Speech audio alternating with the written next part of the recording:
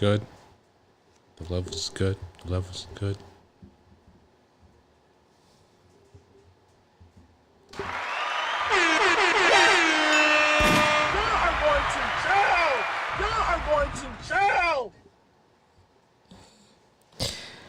All right.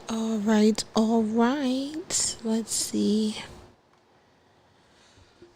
All right, what's going on? Yes, I sound crazy. Don't judge me. What up, what up, what up? What's going on? Let me get the... What is everything saying? Y'all are going to jail! Oh, I gotta remember this is where the gunshot is. But yeah, what's up? Hello. Happy St. Patty's. Happy St. Patty's. It is Sunday. I took yet another little break. I want to at least, I think I said this before too, I want to at least stick to Sundays. Make that the designated day and Wednesdays be optional. But for the most part, I went out last night. That's why I sound crazy. I'm getting to and the funny part about it is I didn't even go crazy. Like, I think I had maybe two drinks, if that. It was just the fact that it was partially drizzling, but I guess the coat I wore was too hot. And so, like, I took my coat off and was, like, walking in the street with just my scarf. And I had, like, my coat over my shoulders. And then I woke up this morning with no voice. So this has been very annoying today. But we're going to get right into it because, one, it is a little late. And two, because it's a lot. This week is a lot. Something happened about 2 weeks ago that I had been dying to talk about.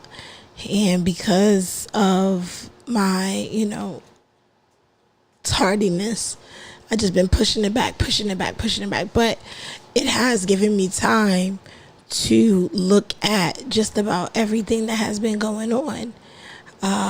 So there are a couple of videos. One of them is extremely long, but I promise we're going to get through it, and we're going to get through it together.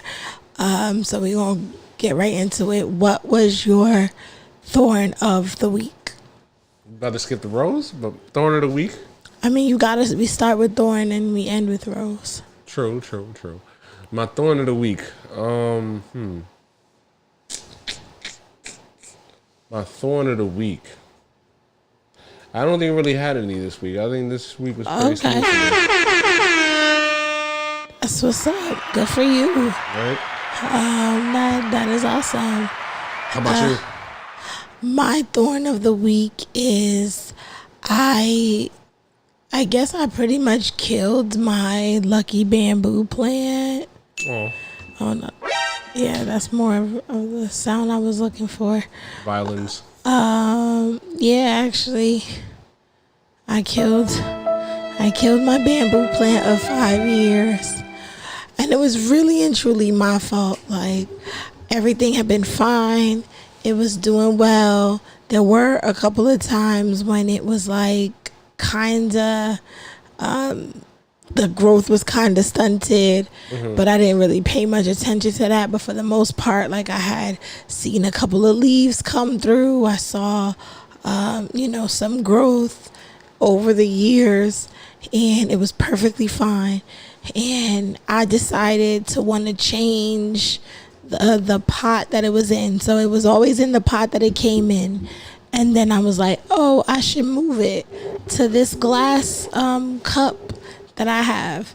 And I had seen some like pebbles, like some new pebbles that I had. So I was like, oh, I'm going to make it pretty and I'm going to put it in glass, blah, blah, blah, give it more space. And when I took it out of the original pot, I was like, oh, wow, there was some root rot. Some of the roots had died off. And I caught myself thinking like, oh, I'm doing a good thing. I'm cleaning it up and blah, blah, blah. And so I moved it to this new glass. And it was okay for like a while. But then all of a sudden, like, one of them turned yellow. And then when the one turned yellow, I kind of panicked and I started Googling like a bunch of like what to do to save it and how can you help it. And it was like, oh, once it turns yellow, that's pretty much it. You just got to save the green part and then like propagate it in water so it'll regrow the roots. So I ended up chopping one of the stems off, did that, got rid of the yellow stem, thought everything was fine. I had one stem that was okay, and then I had the little one little leaflet or whatever the hell it's called in another jar, in the original jar.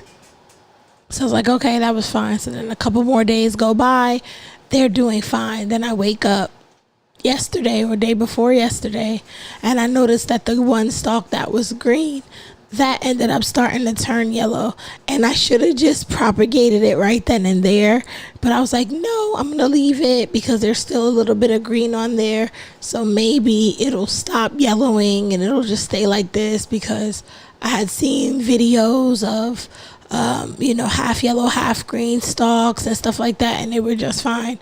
So then I think this morning I woke up and part of the stalk that has the leaves on it, that part started yellowing. Like the bottom two leaves started yellowing. So it's like either I could just let it die naturally, just let everything yellow and then I throw it away, or I could try to save it, snip it, and propagate it again. And I got thoroughly cursed out by my mom, because she was like, I knew it ever since I saw you change the pot. I just knew. I didn't understand why you would do it, and you should have left it alone, and blah, blah, blah, blah, blah, blah, blah. And I just felt like shit, because I was like, yeah, you're right. And it's my fault for fucking with it. I ran out of shit to do in the house. Like, I don't know. I guess I was avoiding doing something that I needed to do and gave myself this stupid little project. And now I done killed my bamboo.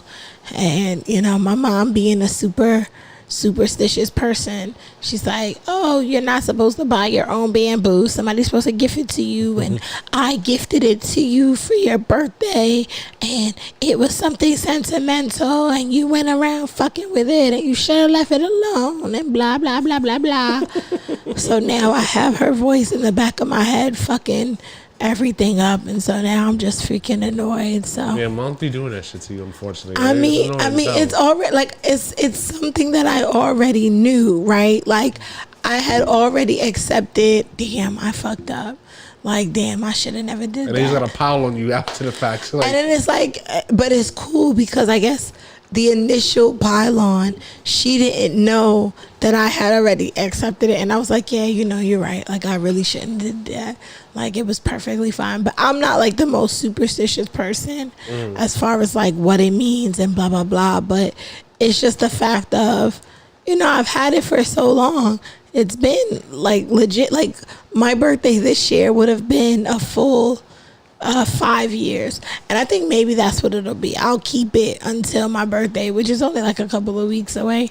So I'll keep it until my birthday, and then after that, I don't know. I told her buy me another one, and she was like, but it has to be intentional, and I purposely found that one. And so it just Mama JT hilarious, yo.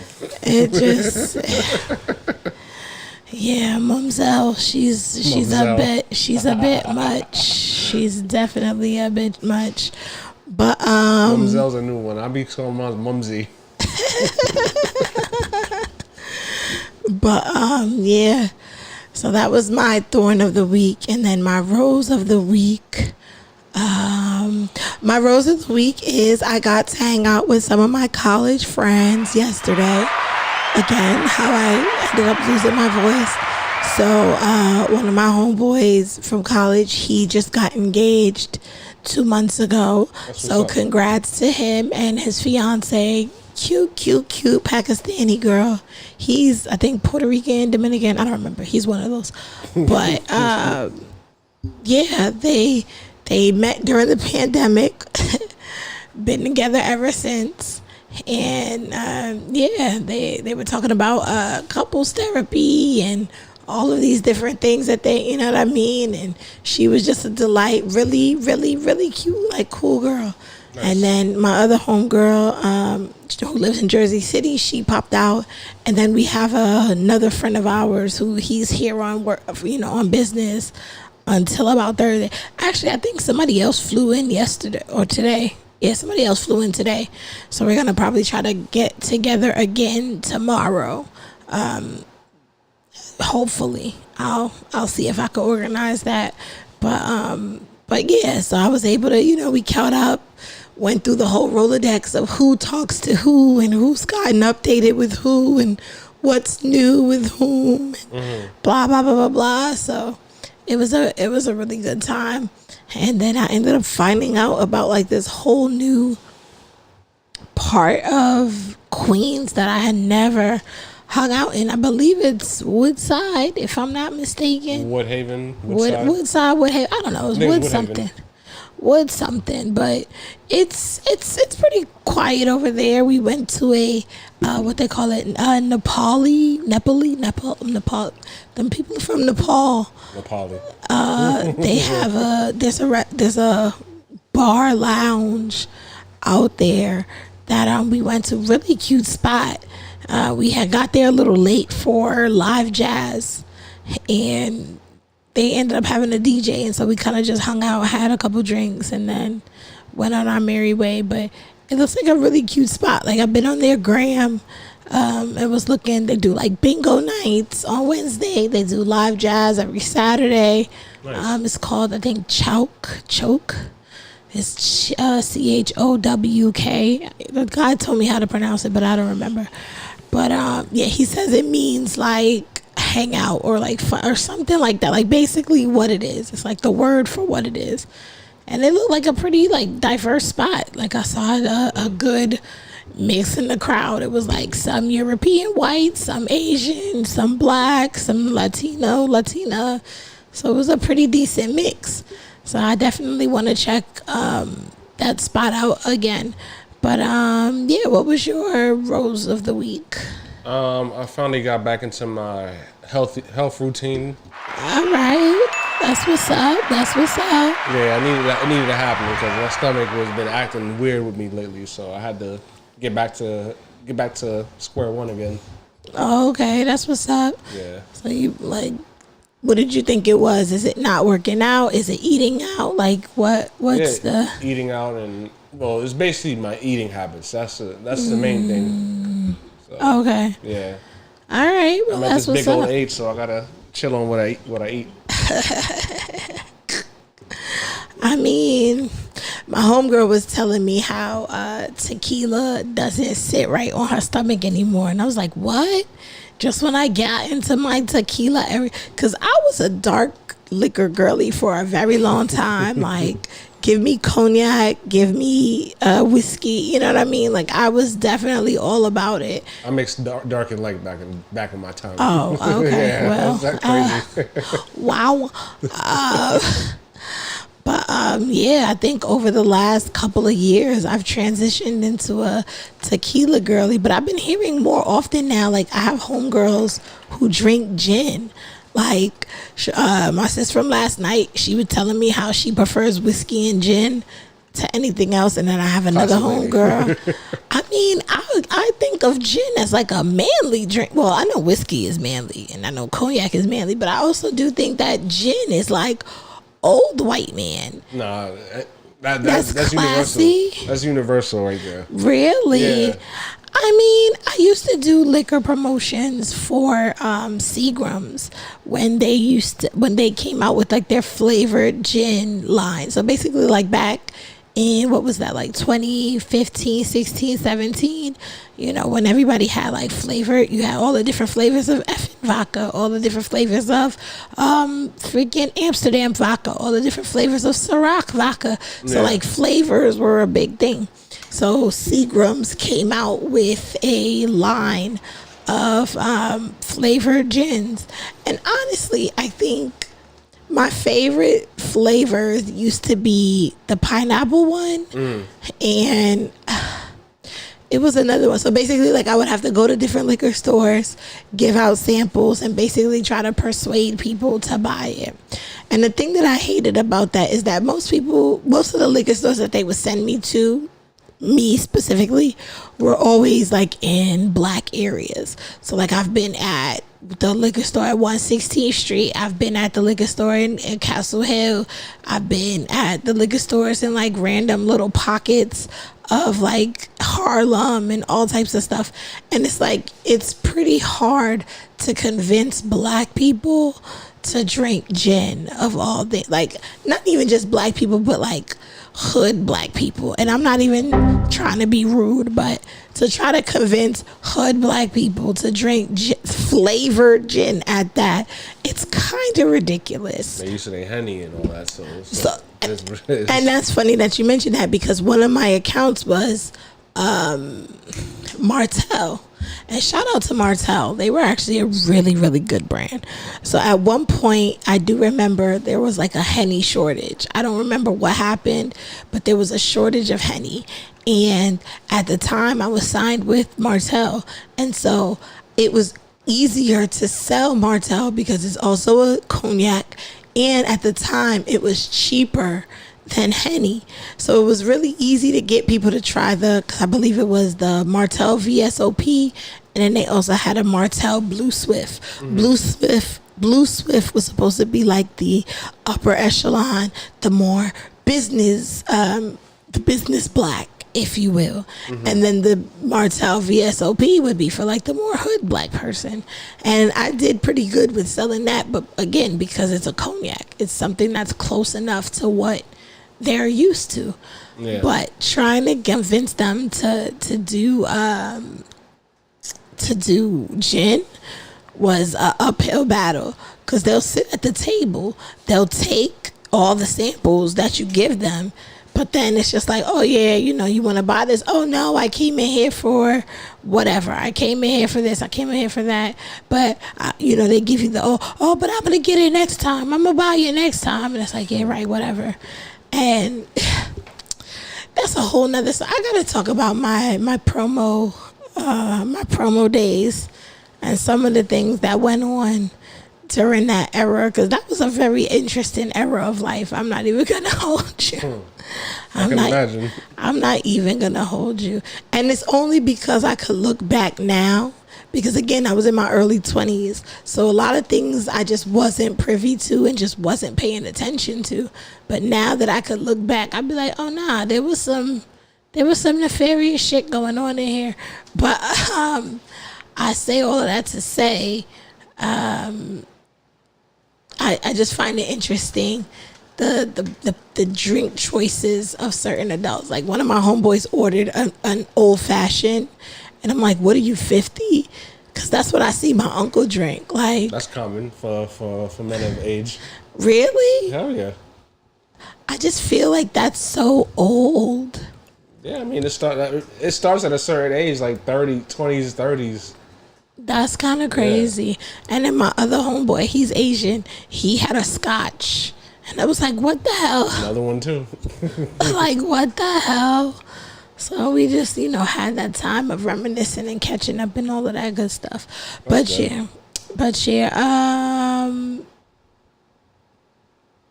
I just had a brain fart. Oh yeah, so what's on the agenda? On the agenda is all of these different think pieces and videos of this whole situation of Joe Rogan and Elon Musk. Correction, one's a think piece, one is actual political commentary. So excuse the fuck out of me. Y'all are going to whatever. One is a think piece, one is political commentary. And I want to start off with Abba and Preach, because I did find this video to be really interesting, because I don't think I ever really was a fan of the Joe Rogan podcast, but every time he had somebody that I was interested in, I would sit and watch the episode. It wasn't something I tuned into all the time, because I just didn't think I was the, you know, intended audience.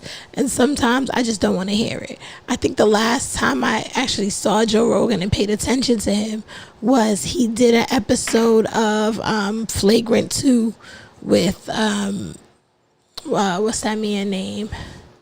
What's his name? Andrew Schultz and Akash Singh, and then the other two people, Alex and the random white guy that they have on the show. Yeah. So I ended up watching that episode of Flagrant because I used to be an avid Flagrant 2 listener, and it was interesting to see like how they've upgraded their set, how they've upgraded their content. They've gotten a lot better with like their line of questioning and how they hang out. I think they got Akash to either smoke weed or take an edible. I don't remember, but they did get him to do drugs, and I thought that was funny as hell. But yeah, Joe Rogan he seemed to just be like a guy's guy, and then this whole conversation with him and Elon comes out, and it's just like, what the hell is going on here? Just a lot of dick riding. That's like what is happening? Like, I don't know. So we're gonna get into it. I'm gonna play a lot of these fast because I'm not necessarily in the mood to be here all night. We definitely gonna have to stop the Elon Joe episode midway through, or probably a third through, because it's definitely we're gonna actually a watch lot. the whole thing? I mean, I'm curious to watch the whole thing. I'm not even gonna hold you. I mean, we already know what the takeaway is, pretty much. But you know what it is. Because I haven't paid enough attention to like Musk speaking and having conversations. Like, I get the jokes, I get the references that he's socially awkward and all of this other stuff, but I want to really see, like, is he as intelligent as people give him credit for him to have so much money and be making all of these decisions and be having all of these opinions? I need to see him in action to really be like, what is this man about? And I don't know if he's done any other extensive interviews like this. Like, I think that video was like 3 hours long.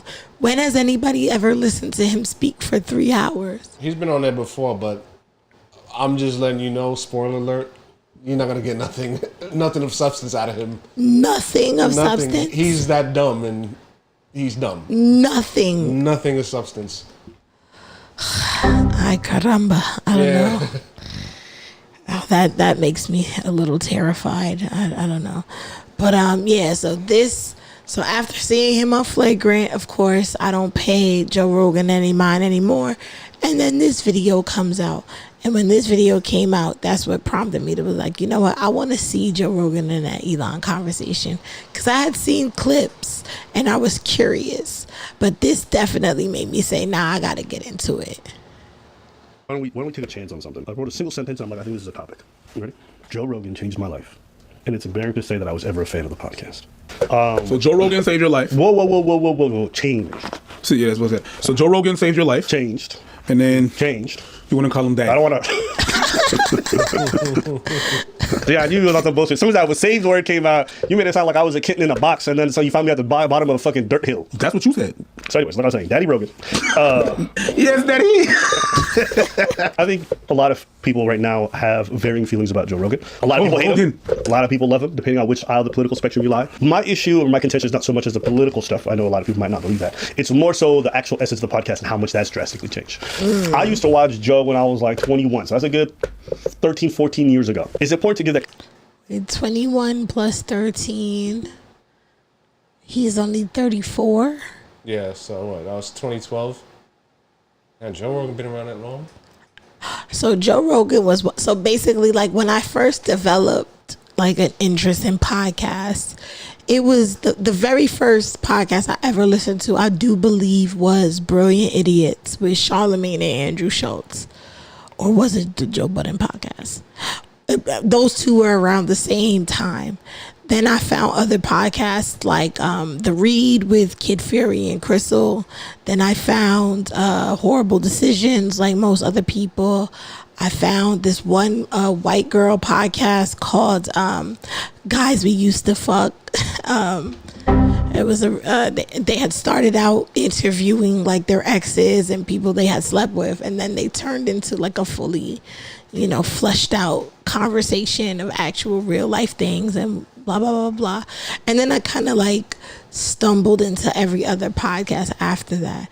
But yeah, Joe Rogan was one of the first podcasts out there that started to gain traction. So I used to dibble and dabble every so often just for like random conversations. So it's interesting to hear that, you know, they're around, like these two are around the same age and they kind of found him at the same time. That's kind of interesting. So let me see. Context, because at the time that I picked up on Joe Rogan, the internet was a completely different place. The idea of podcasts weren't a thing. People didn't even, they used to mock it. They used to think it was really fucking stupid. There was no money in it at the start of it. And it was also a time where there wasn't much information out there, or people didn't know how to access information because the internet was so bare bones for quite some time. So when I first stumbled on it, like Joe Rogan experience looked so different at the time. It was like, so first it started with him and Brian Redband on one camera. It was like a webcam. It was horrible quality. Wow. So funny enough, Brian Redband, he does a comedy podcast with Tony Hinchcliffe. He's like the B Mike of that show. It's called Kill Tony, and basically it's a podcast, but they let new comedians come and do like a minute, and then they give them feedback. They interview them. If they do really, really good, you know, that's great, platform builder. But then if they do really, really bad, they either get told leave comedy alone, keep your day job, or they walk away with like tips for how to get better. So that's actually pretty interesting that Redband's been in the podcasting space for a while now. That's interesting. He's always a B mic, but I mean, sometimes you need some pretty strong B mics, like, you know. Yeah, how's the quality? Sound, video-wise? Does it sound all right? Can you see us all right? It was just them talking with all kinds of like overlays and shit moving. It was ghetto as fuck. I didn't watch that much too much. But the next iteration was the split screen era. And the split screen era was when him, Brian Redband, oftentimes another comic, like 95% of his guests were comics or MMA fighters. Why? Yeah. Because at the time, that's the only people that Joe really had access to much. Even though he'd done Fear Factor, he wasn't the kind of person he is today where he has access to billionaires and everything in between. So it's just him and these guys. And I would listen to all these conversations. And what was really entertaining for me is that in the sea of like commercial television, it was the first time that I was just seeing guys just talk about stuff and talk about it candidly. And it made me think of conversations I'd had with people at one point in my life, or conversations I wish I could have on a more regular basis. So for me, it was very insightful. And his approach to a lot of things was like an extreme level of curiosity mingled in with a healthy dose of skepticism. And that last part's really important. So when I'm listening to him talk about, there's one video I'll never forget. It's like Joe Rogan on relationships. And I think it was him talking to his good friend Duncan Trussell. And here it is, just two guys who fucking love mushrooms, psychedelics, and talk about like... No, this guy was awesome. And he was, one of the things he talked about is in some religious tradition, how they like hold the scriptures. A rabbi like had his students hold the scriptures over their heart. And when they were memorizing them, and they would say, why do we do this? And he said, so that when your heart breaks, they'll fall in. And it's a beautiful idea, which is that heartbreak is actually your ego cracking. And the moment that cracks, you're in the experience of truth. And when you're in the experience of truth, that's when you can really become who you are. This is like something that I like that Ram Dass says, which is like, if you don't feel like meditating, don't meditate. Don't. I want friends that have conversations like this every time I try to get deep with my camera's in the way, I can't see. With my friends, they can't stay on track with the subject or bring up something really shallow one day. Actually, I will say that I think that podcast definitely allowed for the normalization of deeper conversations. Like, I remember the first time me and my high school homegirls actually sat in a room and just really talked about like relationships and the state of like dating and what it means for us to be in our 30s and things that we want to accomplish. And it was just like, I don't think we had ever had a deep conversation like that. Like, I think we had been so shallow and surface level for so long that when podcasts became like the new normal, it allowed for space for people to have those conversations and not be made to feel weird, because everybody has those conversations like one-on-one. There may be like one person, whether it's a significant other, a best friend, or sometimes even just that one stranger that's far enough away from you that you don't feel personal, but they're close enough to where you feel like you could tell, or close enough that you don't, feel uncomfortable telling them, but far enough to where if you tell them your business, there's really nobody that they could run to and repeat it to and somebody you ruin can it. confide in, basically. Right. Like, I'm well aware of the people who see me as like that friend. Like, there are things that they'll tell me that they may not tell those closest to them, because I'm far away enough to where I can be an empathetic ear, but there's nobody for me to run and fucking tell that shit to, because nobody is, you know what I mean, attached to you. So I do agree with this before, and this was, well, 8 years ago from when? That's a good question. I don't know when that comment was written, but that's definitely a thing. Like, I do remember when podcasts used to get deep like that. Now it's all, am I the asshole, and should I break up with my man, and blah blah blah. Yeah. Don't force it. Don't impose this on yourself. Keep doing the thing you're doing that's upsetting you so much. Have the balls to keep doing the fucking thing that you're doing. Keep doing it. Society is going to tell you, don't be like this. Stop being like this. You have to change. That's what your parents always say. The idea is like, no, sink into what you are right now. Just be that thing. God forgive me because I've quoted it way too many times, but it's better to be an honest street sweeper than a dishonest king. It's better to be a happy guy brushing fucking leaves up the street than it is to be some zillionaire who inside is dying or numb or miserable. Mostly numb. Numb's the word. Why? That's definitely Why do we believe that is what it is with them? Like, why can't they be billionaires and happy? Because they never are. They absolutely not. Like, that does not exist for them. Like all these people are like true weirdos, from Kanye to Trump to Elon.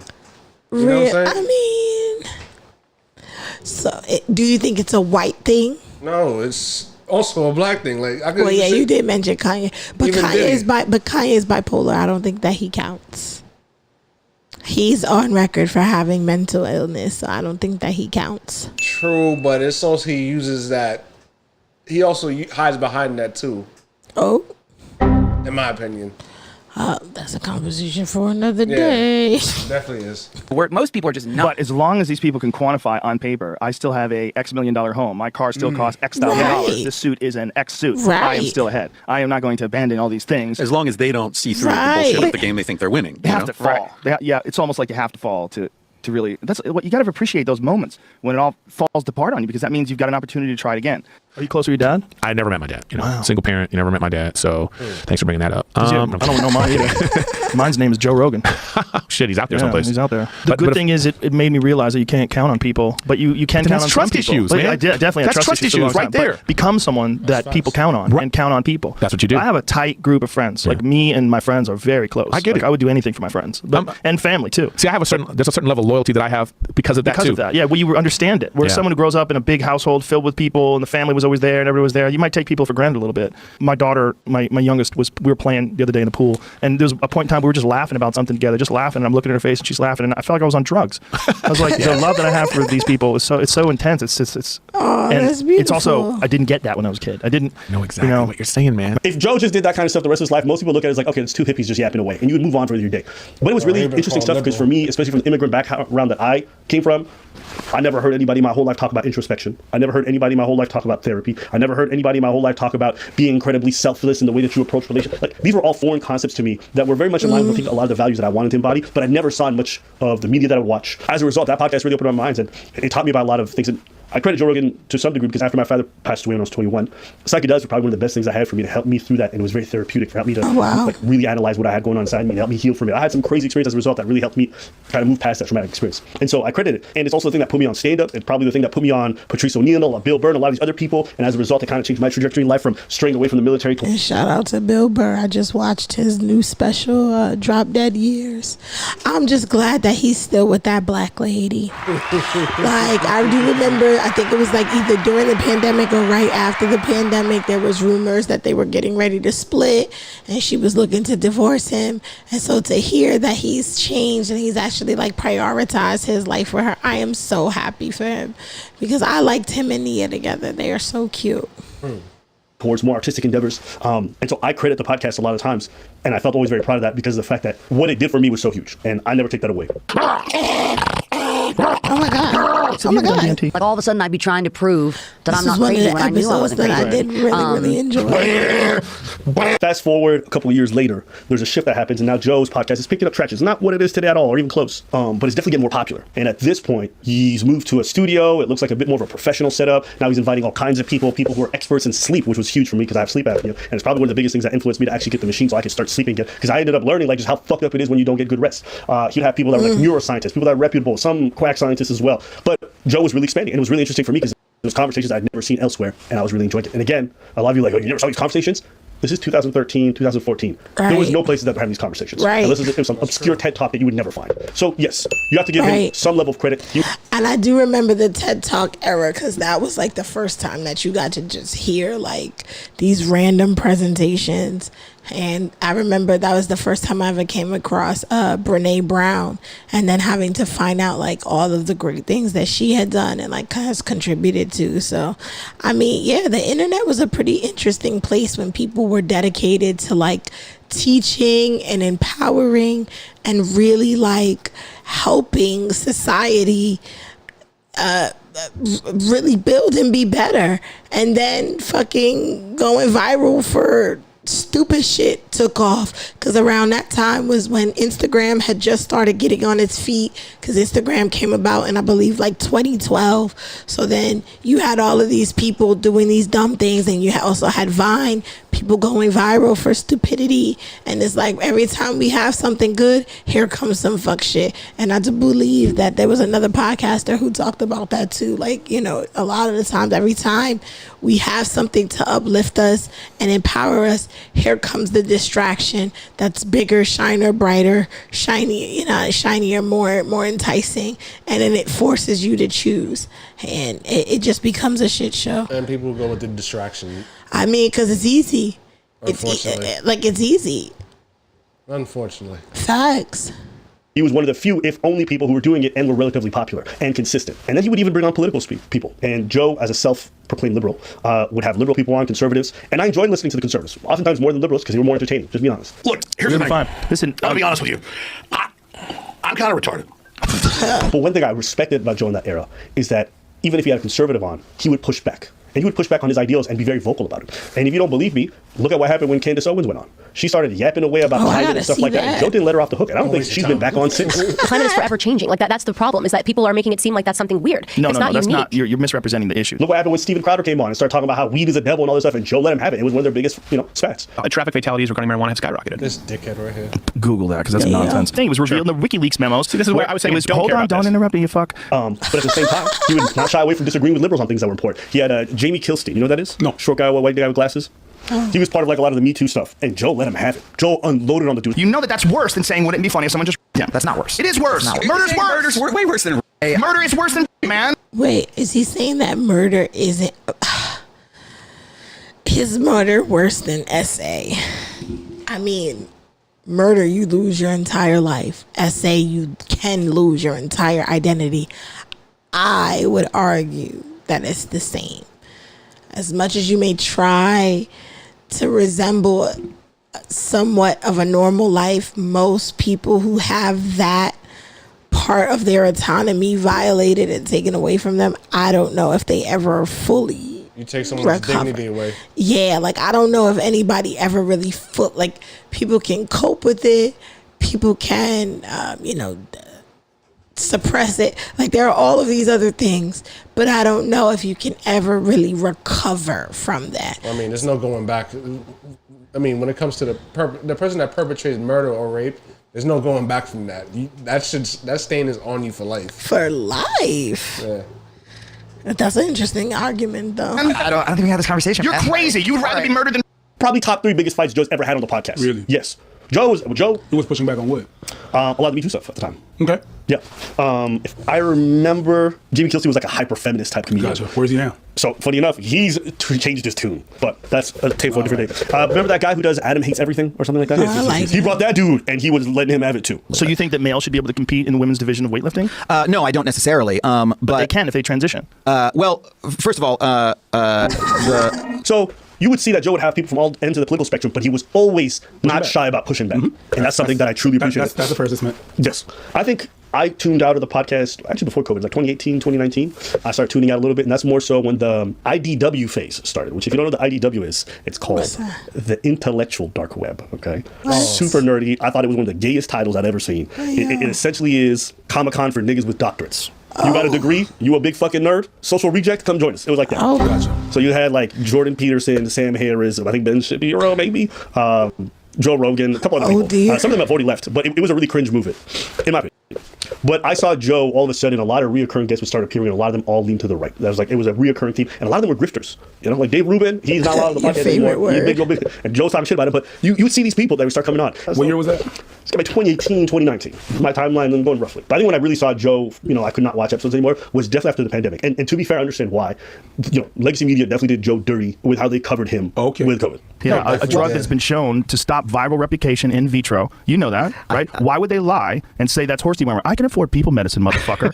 This is ridiculous. It's just a lie. I don't think anyone is thick. But don't you think they definitely did him super dirty? But I think that also partially broke his brain, because after that he was never the same. And then podcasts, like every time, it always just be some spiel about conservative stuff, and there would be zero pushback. Jamie would correct him sometimes. He'd be like, "Oh, okay, I didn't know that." You just move on. But I'm like, bro, you just spreading lies for a good 2-3 minutes. You get fact check, and there's no introspection. All this stuff that you'd always encourage. Like, you are not looking at your biases, because in an odd way, Joe's the reason why I think part of the reasons why I became such an introspective person. But I feel like he's lost a lot of those qualities now that he's in this phase of his life for the last 4 or 5 years. That's what it feels like when I watch the pod now. I can understand why. And anyways, keep on going. No, I've been talking for a long time. So the dates corroborate. And then COVID happened, and they really exaggerated everything. They basically lied. So he was doing all this time this work where he was trying to do like the just thing, where you're supposed to see both sides of the spectrum, and you're supposed to see like the two sides of the coin and stuff like that. But I've seen this happen a couple of times now, where people from your camp ostracize you so bad because you disagree on one little thing. Like, you're not able to even be like, you said it yourself, he's the guy that was introspective. He was doing introspective, and he was asking questions, and let me just question myself, because I'm not sure that we're necessarily, and it's good to ask the questions if we're going to see if we're going in the right direction. And he was a liberal, but those same liberal from his camp was like, nah, bro,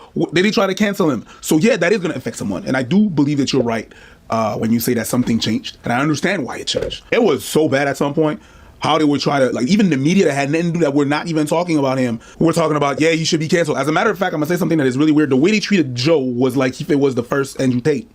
They were saying that he was like his views, and he should not be platformed, and he should not platform. He should not platform these people, and he should not have. They were trying to dictate to him what he tried to do with his platform. Just like, why were they trying to talk about his platform? Because they were not agreeing. They were not agreeing with what he was saying. They were saying that, oh well, no, that was before he switched. That was. Do you think it was right when he switched? Yeah, it was when he was doing the ivermectin stuff. That's when everyone switched. Yeah, but before then they were not talking about. But was he wrong? Was he wrong about what he was saying? Ivermectin? Yeah, some of the stuff he was definitely wrong. Yeah, and that's when he brought up that expert, the most viewed podcast he had. And that podcast was a game changer because that expert was on point. I remember what you're saying. To be clear, what they lied about, they were calling it horse dewormer. Yes. And it's not horse dewormer. It's not horse dewormer. It's like saying an antibiotic is a horse dewormer if you use it at certain dose. Sure, but the levels that humans use it for, it's not. So they were lying. And because I feel like they were a bit on his case a bit before that when the Me Too stuff happened. That's where I feel like they started to be on his case a bit. It was not as bad because I was hearing some people. I was hearing some people from. It's crazy. I vaguely remember all of this. It was a big deal. That's what I heard personally from people. So much has happened. So I think in they were starting to flip there. My brain doesn't have the space to remember all of this. All that to say, I can understand why he changed. I mean, everything you do something for so long, it's going to change. Even if you look at this channel, it changed over time. We started this channel. We were not even in the room. We were in the living room. We were not even, and the stance or the way that we're gonna attack certain subjects are gonna change, and your way of dealing with certain subjects as well is gonna change. It's bound to happen. I think but we're not talking about change though. Like, we changed. Did our core of what we do change? No. See, that's what I'm talking about. That's why I said I understand change. I don't even mind that he's more of a conservative today than he was before. It means the lack of curiosity that I used to see and the level of pushback that I was used to that he no longer has. No, I concur. See, so that's what I'm talking about. I'm talking about the essence. But the thing about it is that it's easy to be confrontational when you're a small up and comer, because you have to, shake the table, you have to bust in the room and, get heads turning. But that type of behavior isn't sustainable. No, but the thing with Joe Rogan is like, it hurts his credibility because that was the foundation of his whole platform and stuff like that. So the fact that he's not doing that right now is problematic. That's why this country's in where it's at right now, because look who's president right now. But how can we say that when that behavior, when you get to a certain level of success and you get to a certain level of familiarity with certain people, you don't get to stay there by ruffling feathers and pushing back and making people look stupid. I mean, you why not? get there He's by making people feel good. That's why you still get invited. That's why people still accept your invitations. Once you start making people think about themselves or feel bad, they don't want to be around you. So pushing back is not going to help anything. I mean, but in this case with his podcast, it definitely is, because it's all about credibility. You know what I'm saying? And then like people and millions of people watch his podcasts, thinking like everything that goes on there is factual and stuff. But he's no expert of anything, to be honest. So why look to him as this, resource of just absolute academia? Like, that's not who he is at all. No, but he's an entertainer, so to speak. But whether it's his comedy, his commentatorship, whether it's him hosting Fear Factor, he is an entertainer, not an intellectual. And that's the problem. He brings on people who pretend to be intellectuals, and he platforms them like goes with whatever he says, goes with whatever they say and stuff like that. Oh, yeah. And plus, the biggest reason why Trump got reelected was he went on there literally, just yapping his same old bullshit. I don't think that had any reason for it. I think that. No, it was a big part because Kamala was supposed to do a podcast with him, but he wanted her to get on the show, but she said she had to come to him. No, that he had to come to her because she was campaigning and stuff like that. So he just clipped that all together, basically. So he wouldn't travel to go sit with the current vice president of the United States? Basically, yeah. Basically. Oh, wow. Yeah. Interesting. Original Joe Rogan fans, the people who were there for a long time, most of them are gone. It's a new crop of fans who have really popped up. And you can tell by the comment section, you can tell by the type of people that are engaged, you can tell by the response to a lot of things. It's a completely different atmosphere.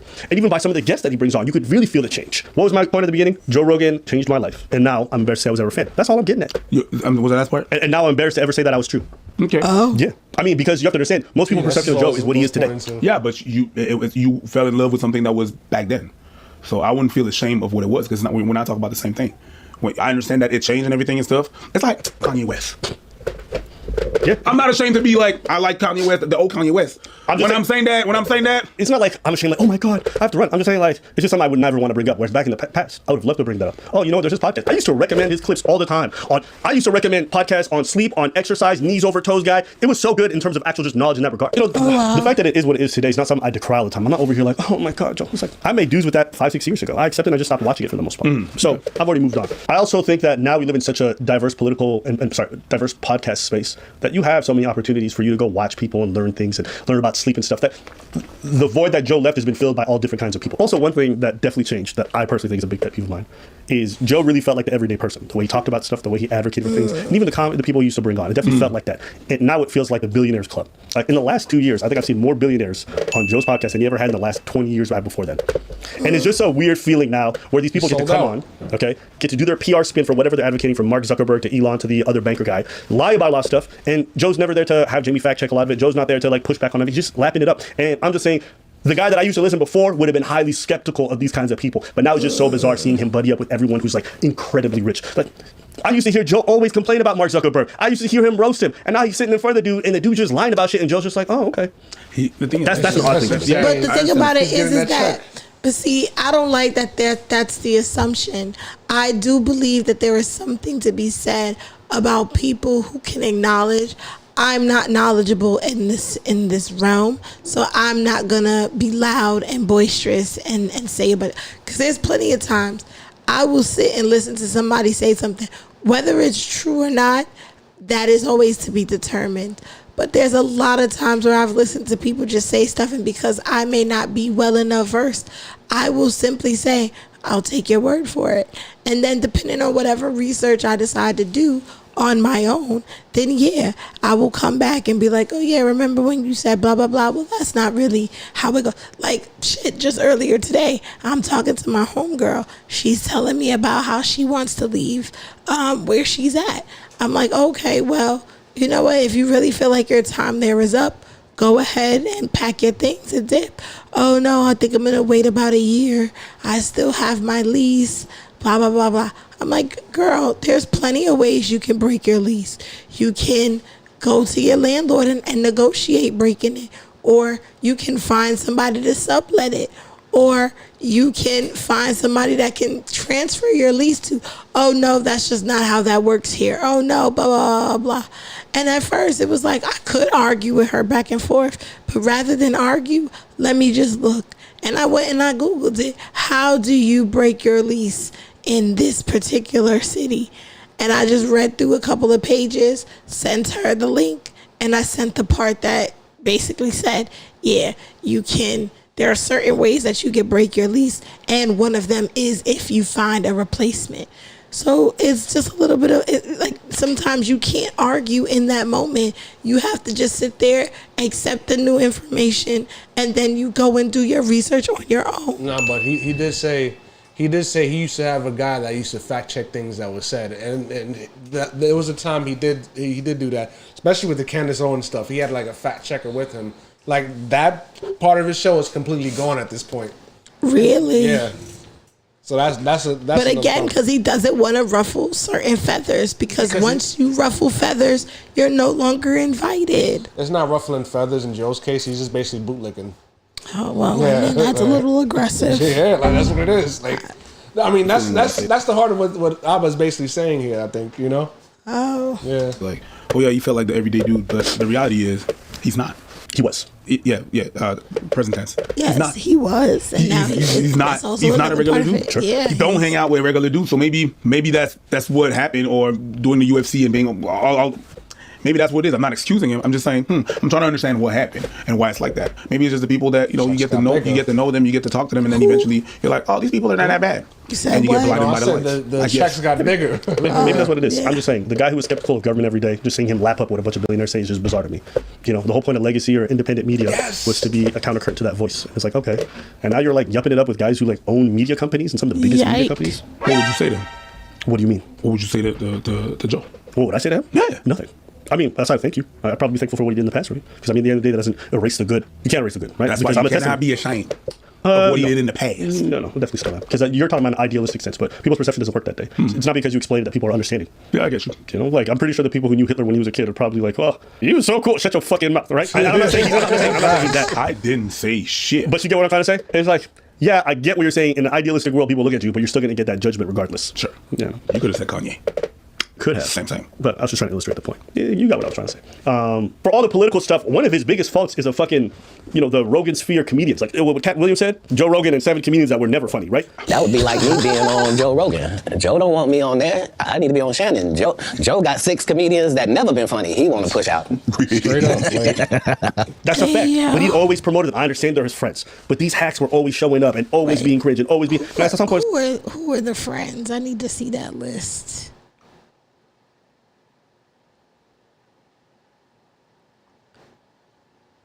We're going to get that judgment regardless. Sure. Yeah. You could have said Kanye. Could have. Same. But I was just trying to illustrate the point. You got what I was trying to say. For all the political stuff, one of his biggest faults is a fucking, the Rogan sphere comedians. Like what Cat Williams said, Joe Rogan and 7 comedians that were never funny, right? That would be like me being on Joe Rogan. How did I fuck that up? I clicked too hard. Hey, just hit the arrow key. It goes back, don't it? Oh, does it? Yeah, it should. They're comedians. Like what Cat Williams said, Joe Rogan and... Joe Rogan, Ari Shaffir, Tom Segura, and Bert Kreischer are definitely funny. Ari Shaffir, I take with a grain of salt. That's not fair. To say Tom Segura isn't funny. I mean, Bert Kreischer, he's a bit... I mean, if you're Cat Williams, you're gonna, and even around the funniest people on the planet, you got a right to say that. I mean, but he's been around black funny. And white funny, too. What funny white person has Cat Williams been around? Don't worry, I'll wait. No, there's a few I can. Definitely know Bill Burr. Bill Burr was one of them. Who else? There's a couple others I can't think of right now.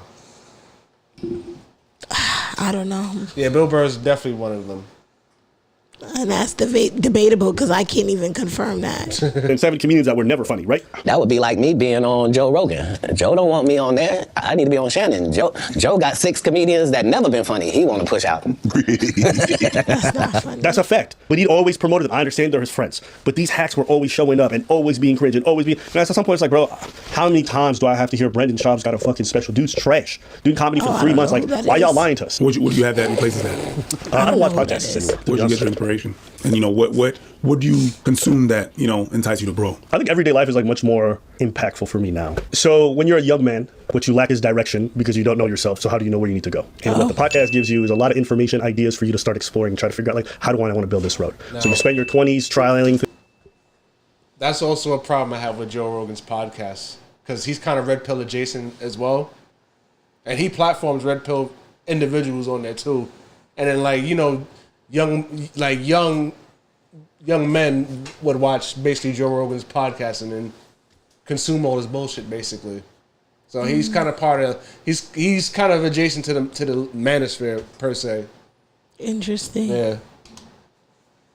Things, changing direction. And then once you hit your 30s and you feel a bit more confident, then you start, putting cement down, building out the sidewalk. You already know where you're trying to go. You're just moving in that direction.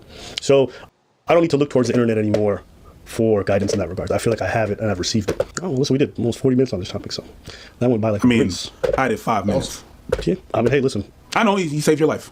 Thank you, Daddy Joe. Let's get on to these. But yeah. That's another 38 minutes. Where we at? Let's see. I mean, that's gonna bring it home anyways. That's about an hour. Yeah, we're not doing this. We're never gonna get to this video. I mean, I think is there Joe Rogan podcast? Check it out. The Joe Rogan Experience. Train by day, Joe Rogan podcast by night. All day. Nah, if the other one could give you a better review of it, like a more accurate, more objective review of it. The one that I recommended. Oh, he was on 4 months ago, so he wasn't even on that long ago. He's been on it numerous times. I think it's more than twice. Oh wow. All right, I guess we watch. Let's check in on Joe Rogan hosting his, 4th tech billionaire of the month. It's like Andreessen, he's had all of them on, right? Sachs, Andreessen. Zuckerberg. Did Peter Thiel show up, or is he too shy? He's right on there. We should call him Nation State Media from now on. Teal was just on Rube, and I forced myself to watch that. It is, I think, impressive that Joe Rogan is able to have such consequential people on and feel such a small obligation to have even the remotest clue of what he's talking about. Oh. I haven't watched the whole 3 hours. It's unlikely I will. This part about Social Security, I should just tell you that Social Security has existed every day that Joe Rogan has been alive. In fact, it predates him probably by 30 years at least. It is one of the largest expenditures that our government is involved in. Now, it is self-funding. Taxes go directly to Social Security. They fund Social Security. There's been so much written about Social Security over the past 90 years. So much written by Republicans, because they have been attacking Social Security since 1936. I think it was a 1936 Republican platform where they attacked Social Security as a scheme that is unsustainable and as communism. What Joe Rogan is participating now is just out and out Republican propaganda. Yep. It is not new or hip or fresh. It doesn't require the world's greatest mind to figure out. Unafraid. It's not like George Bush said this stuff, like Bob Dole said this stuff, like the most banal Republican politicians ever have said exactly what Elon Musk is about to say. The most pea-brained people in the world, like this is so unexceptional. Oh. And the only thing that's amazing about it is that someone who gets millions of views on YouTube or Spotify or whatever it is wouldn't know the least bit about what they're talking about to even attempt to go and find out. So here's Elon Musk lying about Social Security. Now remember, they have begun their assault on the Social Security Administration. They have shut down field offices. They are firing people. This is Americans. I think it's the most beloved government program. 60, 70, 80% of people are in favor of Social Security. I think even for expanding it. Keeps 2/3 of our seniors out of poverty. 2/3 of our seniors out of poverty. It also helps orphans and widowers and widows. And here is Elon Musk. Now, remember, the way that they're going to go after Social Security is first, they're going to try and sever the relationship with Americans to it. And there's two ways they do it. One is they attack the Social Security Administration, make it harder for people to get their checks. And two is to say, like, it's about to fall apart. This is George Bush going down to the bottom of the Treasury, holding up a piece of paper and going, look, nothing but IOUs here. This is so banal and stupid. But here it is, Elon Musk. The weird one is the pump and dumps. Like people all the time, Yeah. And people get shocked that somebody pump and dumped. Like, what are you doing? Did you like? I was hoping to dump. I was hoping to make all the money out of this. I can't believe they got me. Like, Yeah. it's just weird that it's illegal still. Pause it. Okay, they're talking about, I think, like meme coins, right? Is that what they're talking about here? Yeah, like now, Trump and it Melania. is weird that it's legal. Yeah. Because it's illegal to do it with stocks. And to the extent that these crypto guys want to bring this into the fold, guys like Gary Gensler and other regulators wanted to bring it within a regulatory framework to protect people from it. But the guy sitting across from Joe Rogan, as he says, it's weird, it's not, it's like literally staring at the reason why it's not illegal. Like, all the people that you've hosted on your show, not only could they have told you why it's not illegal now, they were the reason for it. Donald Trump They announced bought their election. Yes. They bought Sherrod Brown's seat in Ohio. I mean, the crypto boy is so very close to knowing the answer, but it's so far away. No, I'm saying, like, let her talk, number one, and then she bent her head down, and her part is so thin. The Melania coin was a pump and dump that was created on January 19th, the day before the election. And you know who's behind that same coin? The same guys that were behind the Javier Milei pump and dump as a part of the using his platform as the leader of Argentina to make a bunch of money for a few wealthy people by announcing it publicly, right? So this is the kind of thing that they're trying to copy for the federal government. And then he's claiming, like, it's Musk and those guys and Andreesen, et cetera. In fact, Trump there was a pump and dump yesterday that happened when Donald Trump tweeted out, you should buy David Sachs' ETF of 5 crypto coins. Oh. He had David Sachs on too, didn't he? Yikes. Okay, good. It's just weird that it's legal. Yeah, it's so weird. I mean, casinos are legal. Yeah, and it is people like just casino. lose money at casinos. Yeah, you know? but you can't rig a casino. Pause it. You know what's amazing about that is that, like, Rogan doesn't realize he's making Musk uncomfortable. Yeah. Because Musk knows exactly why it's not illegal. In fact, he just spent hundreds of millions of dollars to get Donald Trump elected. There were hundreds of millions of dollars spent by crypto people to make sure that it's not illegal. So he talks about casinos. Actually, you know, there's regulations in casinos too. That's what I'm pretty actually restrictive when you can build a casino. Right. I mean, casinos are legal. Yeah, and it is people like a just casino. lose money at casinos. Yeah, but you can't rig a casino like a pump and dump. You could rig a pump and dump. You know? Yeah, I guess so. Okay, I'm sorry, really quick. Don't take it down, but the house always wins is a phrase about the casino. So, okay, keep going. Well, yeah, but at least you know that going in. Like, you can read what the odds are. We know that craps are, 49% or whatever it is. But what's amazing here is that, like, literally. No, see, the thing about casinos is that people never get enough. When you're up, you leave. But everybody's like, oh, they want to ride the high. They want to keep it going. And, They want to know the addiction kicks in. And listen, anytime I'm up at a game in a casino, that's when I leave and I shift gears. I don't overstay my welcome on any table, at any machine, at anything. I'm up and then I'm out. That's it. Simple. Like, Rogan's sitting across from this guy. Keep it up. Rogan's sitting across from this guy going, like, who's making all these Teslas? Yeah. And self-driving cars all over the place. Elon Musk is just sitting there going, like, oh, how can I change the subject from? Do you know that? Like, Musk is like thinking to himself, is Rogan this stupid or is he playing with me? And he's about to find out, oh no, he's this stupid. Let me distract you. This is like literally, like, honestly what you do with like a 3-year-old child. And candy. Oh, look it over there. It's a birdie. Can you see the birdie? Birdie? Like, you could run a real pyramid scheme. I mean, the government's one big pyramid scheme, if you ask me. Yeah, well, change the topic. Social Security is the biggest Ponzi scheme of all time. Right, explain that. So people pay into Social Security, and the money goes out of Social Security immediately. But the obligation for Social Security is your entire retirement career. So you're paying with you're paying like if you look at the future obligations of Social Security, it far exceeds the tax revenue. Far. If you ever looked at the... Okay, pause it. I need to stop you here because, I mean, this guy, it's unbelievable. What an idiot. I stutter. I say and And this guy can't even get out the basic premise of what he's trying to talk about, which of course is also a lie. Yeah. First of all, what makes a Ponzi scheme a Ponzi scheme? Right. Is that you're pretending to make investments. And instead of actually making investments, you're paying out people from the new investors you're taking. Right. Out. Now, at one point, somebody's going to get wise to this. Because if all the people say, hey, I want my money out now, you're in big trouble. Right. That's like people who do partners or susus and stuff like that. Like, I've never understood the Caribbean obsession with partners and susus, because it's just like, if you can find money to pay into this fund with all of these other people, and you can find it every week, and you can guarantee, or at least hope to guarantee, that at least one of these weeks you're gonna reap the benefits of all of this money. How is that not the same as just opening your own savings account and being just as dedicated to putting that same amount of money into that savings account?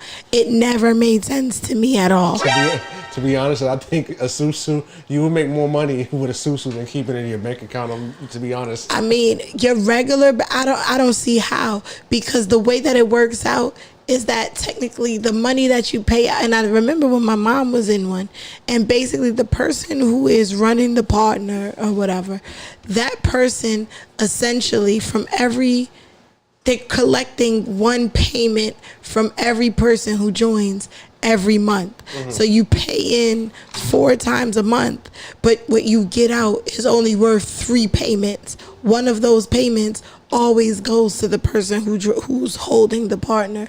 So essentially, why not save it yourself, and then all 4 payments are essentially just for you, and then you won't have the issues where people are coming to you saying, oh, I skipped somebody last month because somebody else really needed it, and I moved somebody else up in the list.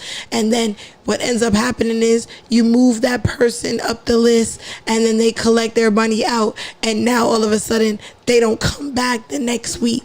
They're done. So now you have to either short everybody else, or you have to scramble to find some new person, and you're constantly always shuffling those people around. Like, I could see a partner being closer to a Ponzi scheme than freaking Social Security. And then it's kind of crazy that billionaires who don't even pay taxes, why are you worried about it? People should be looking to you to kick in your fair share to Social Security, to where there would be a guarantee that the money would fucking be there. And he's only saying that because he wants it cut so he gets the tax cuts from it. What tax cuts? He's not paying any taxes. No, that's what I'm saying. They're trying to cut Social Security, so the money they cut from Social Security would go to billionaires like him. How would it go to billionaires like him? It could be part of a tax cut for the rich.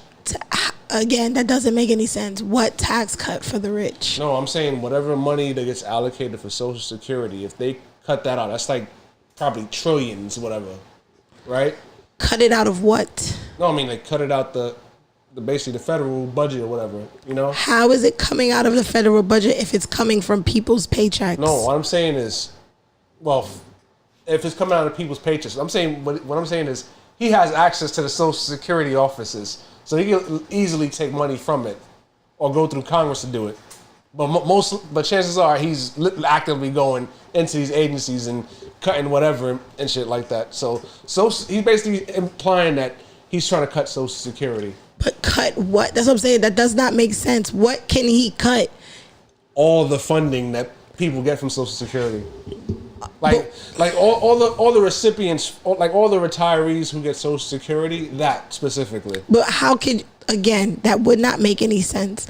How can you just like, if people's paycheck, like, all right, if they stop taking Social Security out of everybody's check tomorrow, there would be no money for him to benefit from. That the money that's being paid out right now, whatever is in the Social Security fund, will be paid out until that fund is empty. And without people putting money into the fund, there would be no money for him to deal with. No, there would be money for him, but not for how? But there would be money for him, but not low income people. That's what it is. How? I mean, again, like either he gets direct access to it, or he goes through the government to do it. That doesn't make any sense. But it's basically billionaires. But remember when I say billionaires control the government and stuff like that? Yeah, but I don't think that has anything to do with anything. That just doesn't make. It absolutely does. Like, let me see, because it's not making sense. Why does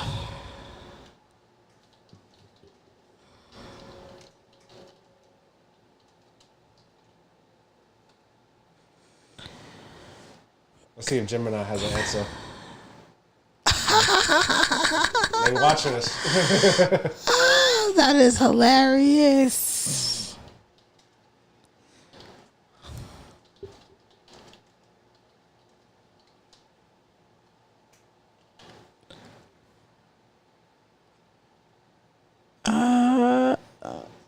Must eyes Social Security and benefit programs. Yeah, Medicaid, Medicare too. I know what to do. We gonna try to.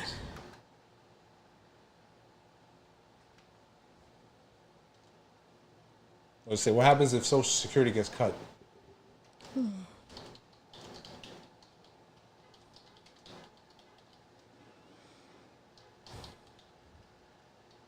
Damn, I can't spell. No, just right click in there. There you go. You good. This is why I always fail my typing tests. Well, I'll be passing them.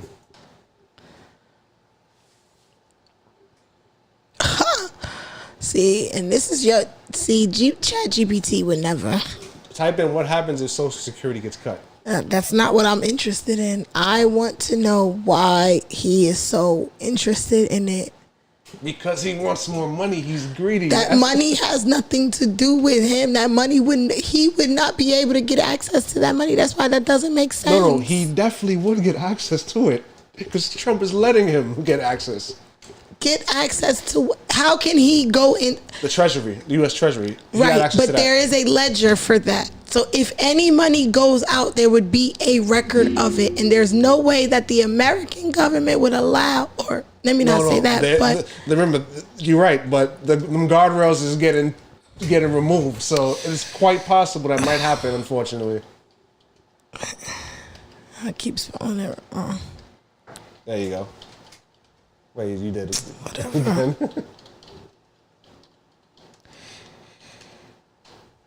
And that's why I don't like to talk these types of things, because it's like nobody ever has the answers. It's always something super vague that doesn't make sense. Okay, he's leading the Department of Government Efficiency. It proposes significant cuts to federal entitlement programs, including Social Security, aiming to eliminate $5 billion to $700 billion in perceived waste. The initiative has sparked legal changes and debates. This doesn't help. No, this is not helpful. What does he plan to do with the funds once it's cut?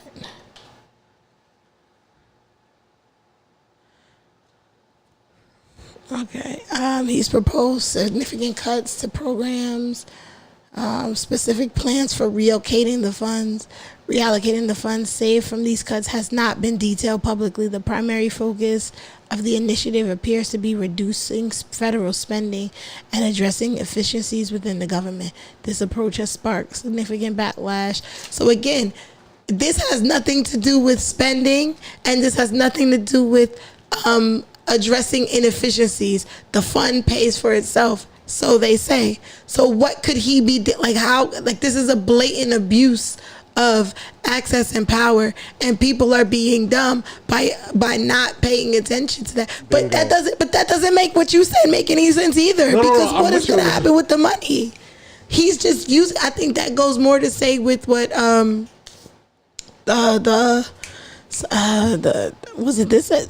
whatever they said in you, the way you dismantle it is by creating doubt in people and telling them, that this is federal spending. It's causing an issue with federal spending. You're misdirecting people. It has nothing to do with him having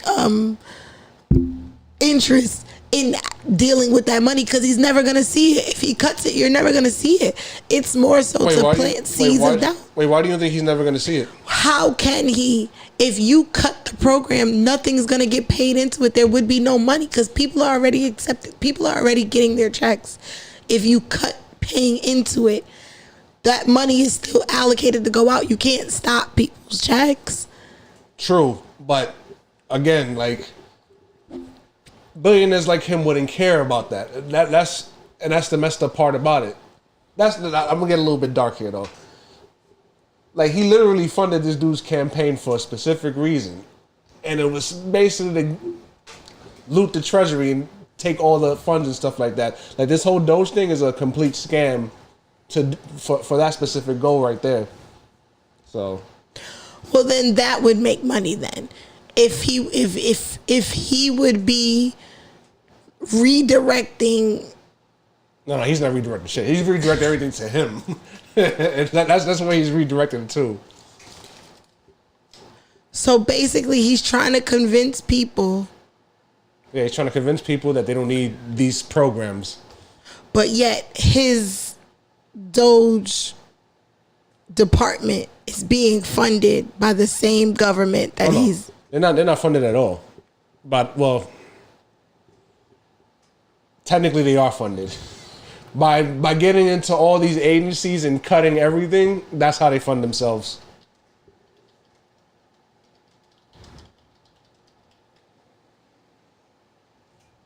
Because this is not official. This is not official agency or anything like that. It receives funding from the federal budget, with allocations increasing over time. So now that would make sense. If you're gonna cut the funding, but see, that's the thing. You can't cut Social Security, but still take that tax out to redirect it into your department. That wouldn't make sense. No, if they eliminate the taxes and everything altogether, they definitely can. But where would they get them? That's what I'm saying. The whole point is, if you cut Social Security, that money will no longer come out of people's taxes. So where would the money come from that they need to fund Doge? They would either have to restructure Social Security to be able to get some of that money, not cut it completely, because that just wouldn't make sense. Well, yeah, like Social Security and Medicaid is where they'll do the cuts, possibly, I said Medicaid, right? Initially, 6.75 million was a proportion from the.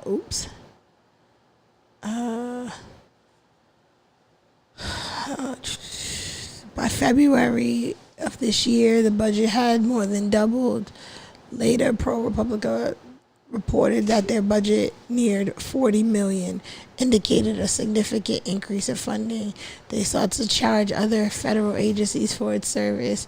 It proposed billing the Office of Personnel Management for 20 Doge employees tasked with modernization. OPM's information technology systems with Doge operates similarly to a federal agency. The White House has exempted it from certain regulations that typically govern such entities, raising questions about transparency and oversight. In summary, Doge funding primarily comes from federal budget allocations, while additional revenue sought through interagency charges for services rendered.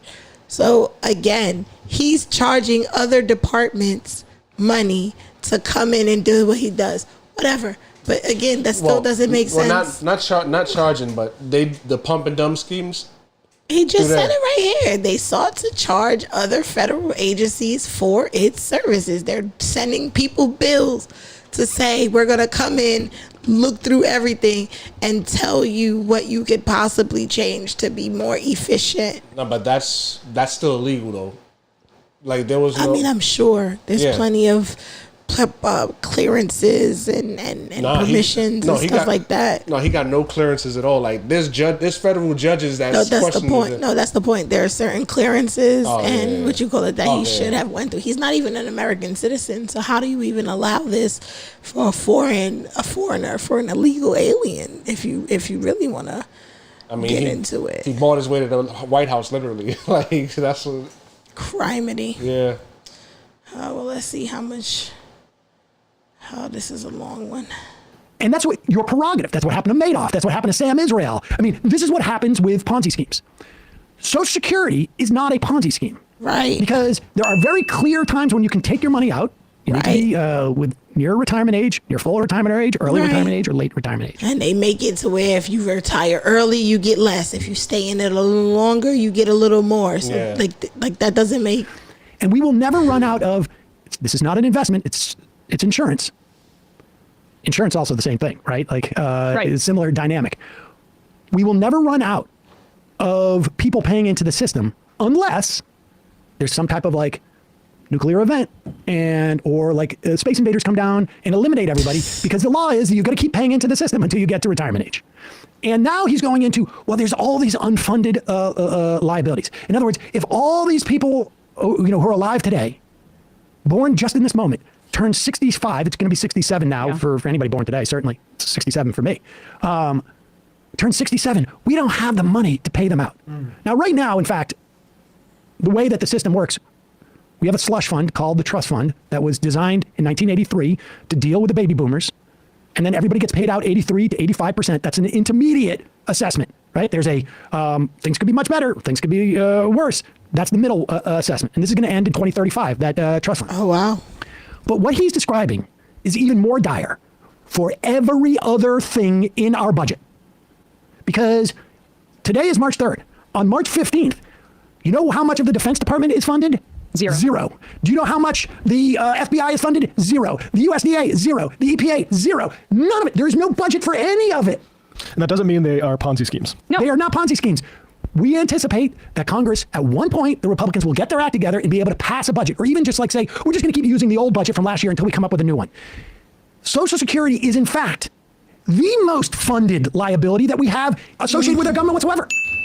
As of March 17th, there are $0 budgeted for our defense. I mean, if everybody believed that was the case, we were running around, oh my God, we're going to be attacked by Mexico. It's going to invade us. Canada. They've been setting the groundwork. They've been booing our anthem. They're signaling they're going to cross the border. I mean, no one's doing that because, of course, we know that that Congress will budget it. Congress has the ability to raise taxes and lower taxes, and they could easily raise the tax on Social Security. It wouldn't affect anybody. Here's the thing. It wouldn't affect anybody making less than $176,000. Yep. Because you are already paying that tax. It would only affect people making more than $176,000. Maybe, based upon whose idea it has, it wouldn't affect anybody making less than $400,000. And they could just, tomorrow, we're just going to create that donut hole, or we're just going to blow out the cap, and then all of this is just nonsense. What are you saying? Right. And then you could essentially not have to worry about any of that, but it's a part of mandatory spending. We already have the mechanism via the payroll tax to fund all of this. So unless he's saying that we're going to just completely obliterate the way we've been doing taxation under Social Security for almost 100 years, or I guess also Medicare is a part of it as well, right? Then that would be like the dire circumstances that he's described. But as long as we still have the payroll tax, it's going to be funded. You'll still get over 80% of your benefits. He's creating this kind of anxiety, and Republicans have always been doing this because they don't want to raise taxes on the wealthy. This could be solved, and we could even increase benefits under Social Security if we obliterated the cap. So it's just causing unnecessary panic and giving somebody a distraction to talk about that has nothing. It's unrelated. There's our present day debt, but then there's our future obligations.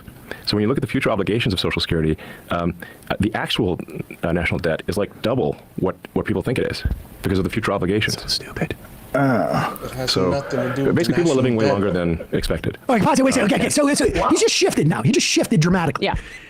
If you have a car payment, if anybody listening to me has a car payment, has a mortgage, has a credit card bill, has even, let's say, you get cable television, or you have a subscription to Hulu, you have unfunded liabilities in the future. That means that you owe this money. You have a mortgage. You owe that money. But you say, well, I have a job. On one hand, you have all these liabilities facing you. I owe $150,000 on my mortgage. Oh my God. Oh my God. I owe $150,000 on my mortgage. But the good news is I will keep my job. And I will pay that mortgage. When Musk says there are unfunded liabilities, twice the size of the debt clock, he is not acknowledging that on the other side is all of the American workers who will be paying in to the Social Security system. He's ignoring that because he just got caught trying to change the subject from why don't we have regulations on crypto? and then when he sees that Rogan is sitting there going like, wait a second, what does that mean? There's all this unfunded. So go back a little bit. You'll see that he then changes tact and says, oh, people are living longer. You know who else has figured out that people are living longer? The actuaries who work at the Social Security Administration. In fact, they knew back in 1983 that there was a baby boom. And there was going to be more people retiring. And they can look at all the data. You don't have to be a magical genius to say people are living longer. And also, to be clear, people in the top 50 percentile of income distribution are living longer. People in the bottom 50 percentile are living barely longer. Right. And notice how, though, like they both, he talks essentially about how Social Security, it's in trouble, and that's why we have to do all this. Okay, here's like the simple reason. You can raise taxes. Oh, well, no, it's a Ponzi scheme then. So they both insist on how important Social Security is, but also how we basically how precarious it is at the same time. You could just do the simple solution if you really cared about it, but that's not what he cares about. He cares about getting rich. So when you look at the future obligations of Social Security, the actual national debt is like double what people think it is because of the future obligations. So people are living longer than expected. People are living way longer than expected? Excuse me, what? What? It says 150. What? We expected when? Expected in the 700s? See, this is why I low-key wanted to watch. Didn't anticipate people would be living longer. Wasn't the whole point of society? This is why I wanted to watch the original, because he's making it longer by, but it's only 20 minutes left. Let me see how long we've been at this. Because, I ain't going to hold you. I don't necessarily, not to say that he's not adding to he gives vital information. The conversation.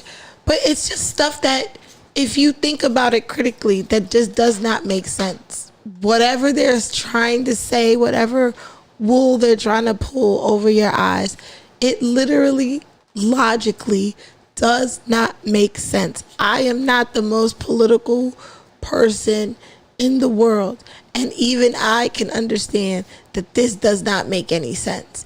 It is a distraction. It is a misdirection. More nefarious things are happening, but it's simple. So how many questions did I ask? And I don't think I'm ever using Gemini again after this, because that was ridiculous. That was utterly ridiculous. 1, 2, 3.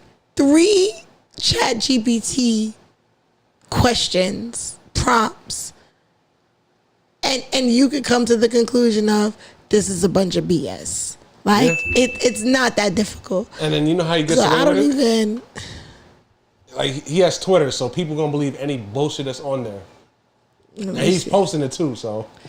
Let me see the part that most people watched. This billionaire who has never wanted for anything in his life, even as a child, and now is trying to lecture us about our threadbare social safety net. There are many other countries that immigrants could go to if they wanted, say, universal health care coverage or something like that. That would provide them with better benefits than we have here. But we just said the data. They pay billions and billions of dollars into a system that never pays out for them. But apparently there's an anecdote that Rogan may or may have not heard that Elon Musk says is endemic to the program. Go ahead. Yeah. And to stay here. But if you end the illegal alien fraud, then you turn off that magnet, and they leave. Oh, this is where he's trying to claim that immigrants benefit from get Social Security. Ones that are here, many of them will simply leave. And if that happens, they will lose a massive number of Democratic voters.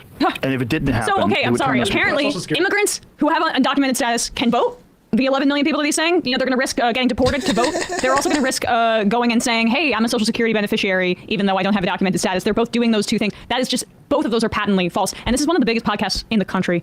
It's slipping now because he's so stale and not everybody's into Billionaire PR Hour as their podcast of choice. Billionaire Power 3 hours. So. Right. But the fact that he's now had multiple billionaires on here to say this kind of crap unchecked, this is the kind of thing that we should be regulating. This should not be allowed to go unchecked. No, this is the type of thing, you got to let people do what they want to do so you can see what they choose to do. Keep letting them talk. Keep letting them expose themselves, and just think a little critically. It's going to take a little bit of work. I know people want things just forced, spoon-fed to them. They want to be able to be like, I don't want to watch a 3 hour. And I don't know when I may ever get the chance to sit and watch that whole episode. Good luck. But it's just I don't want to take people's word for it, and I think that happens way more often than not. It's I don't want to take the time to do my own research, but I also don't trust the people who are sharing their opinions on it either. So I think I'm gonna just check out, because I can't even be bothered. I just know that if I can't get I don't remember when I heard this, but they were if you can't explain something like you're explaining it to a fifth grader, you don't know what the hell you're talking about. And once you got to get into these high level philosophical ways of explaining certain things, and you call yourself speaking to the masses, I just automatically assume it's a bunch of bullshit. You can talk jargon with people who understand jargon, but you have to speak layman around the people who understand layman. And that is the duty of a communicator. If you are sent to communicate a certain thing, it is up to you to make sure that those thoughts and ideas are being communicated properly. And if they can't, then you're lying. You're basically lying. You're trying to fast talk me. You're trying to double talk me. You're trying to over talk. All of these different things that people do when they're trying to manipulate you. It's like a person who's like selling you something and they just won't stop talking. Like, that's one thing I never liked about working in sales, is that the people who are really good at sales, they talk so much and they overload you with so many options and information that you end up just agreeing to whatever the hell. And I don't be fucking having time for that. And then I was saying,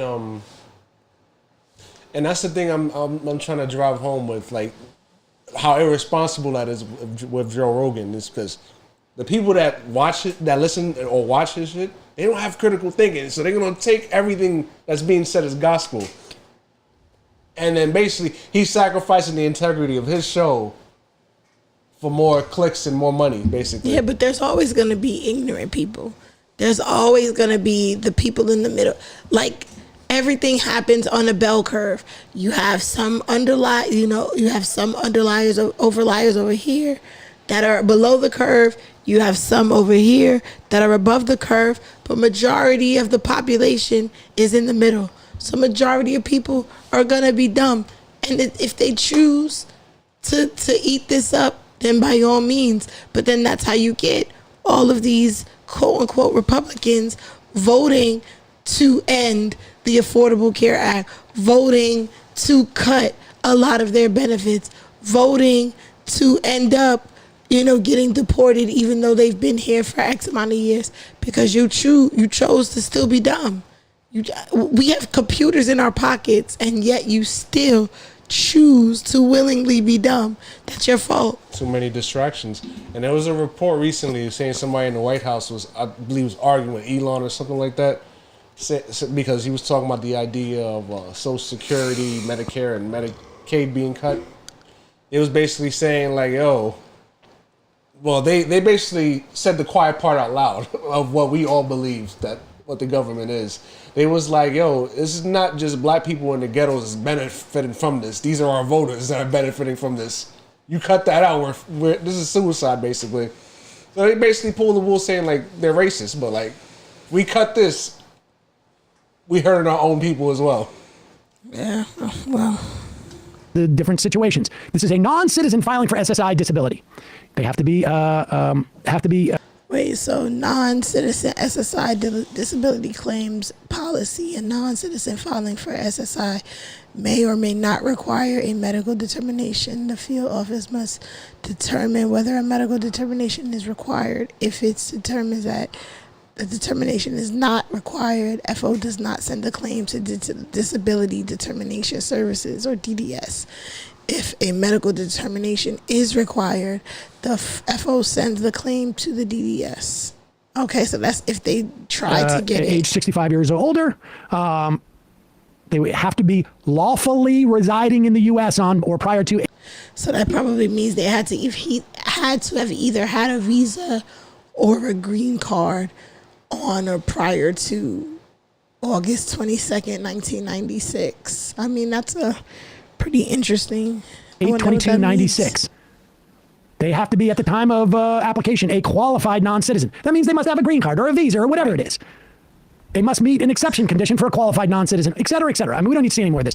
The bottom line is like, I don't know if actually, they will use that idea. Like, here it is, here's the proof. What are the other reasons? Is one of 5 designated non-citizen status classifications, and the status was granted within 7 years of the date of the individual filing for SSI, the claimant meets those conditions. Do not forward the claims to DDS, as SSA does not need a medical determination. The FO adjudicates the claim as an SSI aged claim.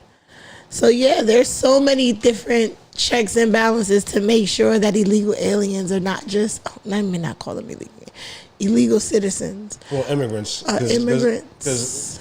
Because that's a little dog whistle that they want. They just talking about all immigrants, but yeah, like again, so it's just to blatantly lie something that's so easily Googleable.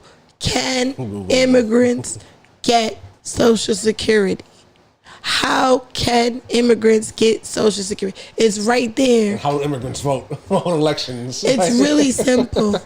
It is really simple. People are just really lazy.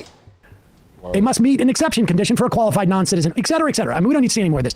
The bottom line is like, I don't know if, I mean, they will use that idea, like, here it is, here's proof, non-citizen getting this. Well, they have visa. I went to Australia after college, traveled around. I had an ear condition. I went in, and guess what?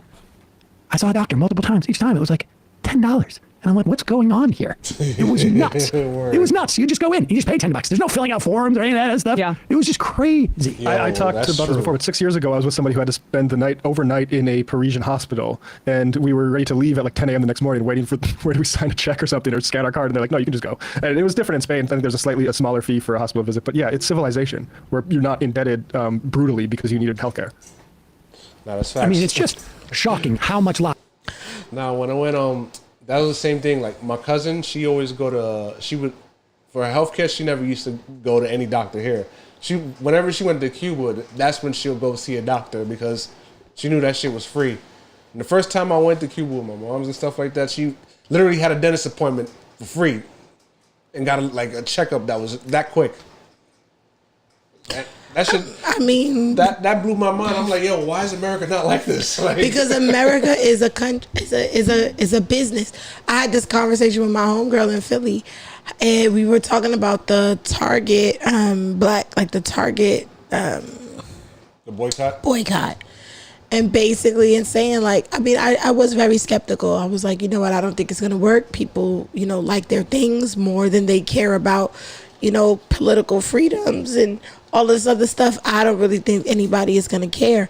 And I was like, because America has always been a business. It was built on business, and it's going to continue to run on. It was built on business.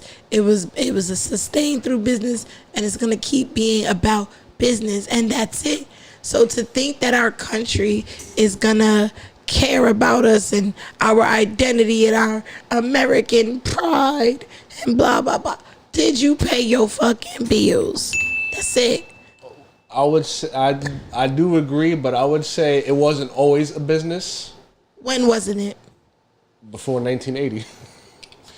Before that, everybody got all the free healthcare and all that stuff like that. The reason why we don't have free healthcare now is because minorities got rights. That's the biggest reason why.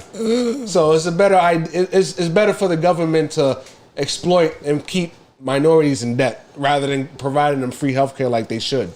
Oh, so you mean that racism is the reason why? Exactly. That's the reason why we don't have a public healthcare system in the U.S. That's deep. That's deep. Yeah, I mean, billionaire. Because years ago there was free healthcare here, but Jim Crow happened. So imagine That's deep. I know they said that CUNYs and SUNY schools here in New York used to be free, and then one too many minorities started going, and then they started charging tuition. Yeah. And it's basically just a means to keep the browns and the blacks away from getting stuff. Even now, it's just schools are segregated in New York. Even now, they're talking about college degrees. They don't even really mean anything. They don't, because too many little black kids was going viral for getting accepted to 12, 15, 25 colleges on full scholarships. And now y'all are like, oh, college degrees don't count. It's not that big of a deal. Shoot, student loans. We got that because racism. I mean, yeah. They're bootlicking a 3-hour exercise. She knows me too well. I'm so predictable. Tell me what's in Fort Knox. What's in dogs? Wait, no, what's in Fort Knox? Oh God. What's in 4 dogs? You're clearly a genius. I said, what is in Fort Knox? You know the gold and all? Oh, right, Fort Knox. I thought you were talking about my dogs for a second there. Yeah, she doesn't want to answer the question. This is Musk's AI on his phone, right? Is this Grok? No, she's just a pain in my ass. Do you think that all the gold is in Fort Knox? Do I think all the gold is in Fort Knox? Yes. You a fucking conspiracy theorist? Yes. Honestly, like this is like when Saul has his friend over and they talking to Siri. So damn goofy. Fart, yeah. Fart. Well, I mean, yes, he is a conspiracy theorist. It's his profession. The AI said fuck. It's really amazing. How old are they? It's really amazing. How much of the country's economic priorities do they determine? Exactly. Who is this girl? I mean, all the world's ketamine and below. Going to good use there, folks. Even Rogan was like, man. She's cool too. Hey, folks, don't forget to hit the subscribe button and check out our daily show. We do it. I mean, I don't know. A part of me wants to watch it, but I don't think I'm gonna get a chance to, honestly, just because I'm low-key over it at this point. It's about 2 weeks old. Like I said, I would have much preferred to watch it myself because, again, I'd be wanting to see for myself. Let's see. Any final thoughts?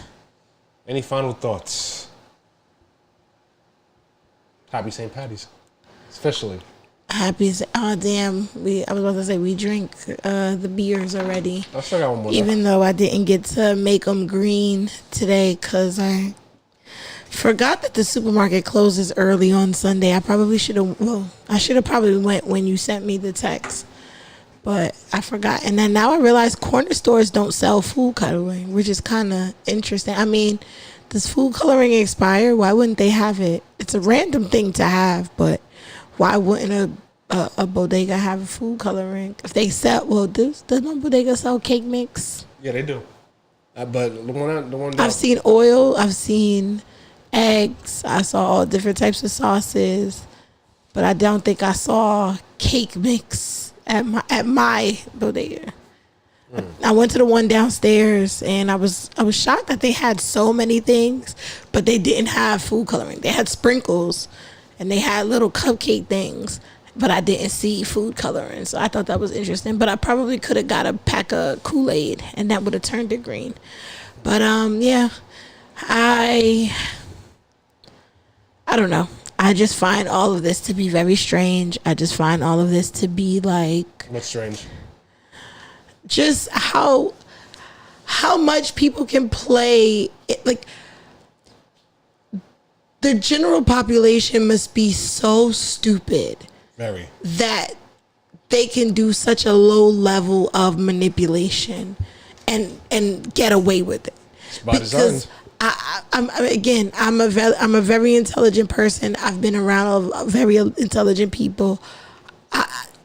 I was once, high on my academia tip.